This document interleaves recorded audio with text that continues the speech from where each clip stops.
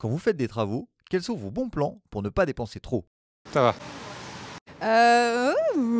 Punaise. Je l'ai fait moi-même, donc je vais directement au magasin de bricolage, j'achète les matériaux nécessaires et voilà, je fais les travaux à la maison.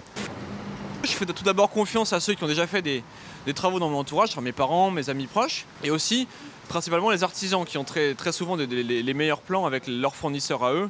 Regarder différents magasins, internet, Faire un maximum de devis. et d'essayer de faire le maximum possible soi-même, si on peut le faire. Ne pas hésiter à aller se renseigner dans tous les magasins. Vivre chez de la famille, ça permet aussi d'économiser, ne pas avoir à payer son prêt IMO plus un loyer. La première chose que je fais, c'est de demander dans ma famille, en fait, parce que j'ai pas mal de familles qui travaillent dans le milieu de la construction. Et faire appel à des petits artisans. Contrairement à ce qu'on pourrait croire, ils sont des fois moins chers que des grosses sociétés. Tout le temps, je regarde YouTube et sinon, je à quelqu'un de mes amis de portugais normalement qui connaît tout à la maison.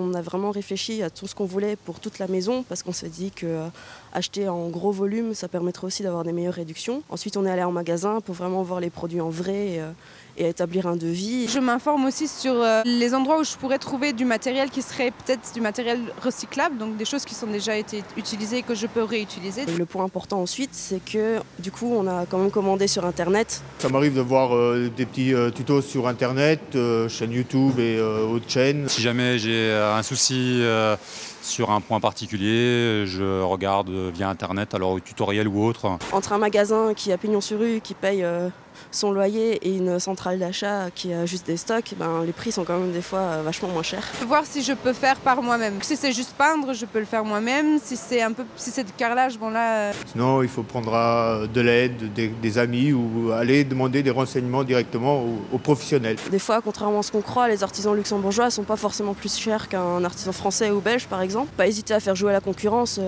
à montrer le devis d'un artisan à quelqu'un d'autre, et puis voilà, essayer d'avoir le meilleur prix. C'est tout.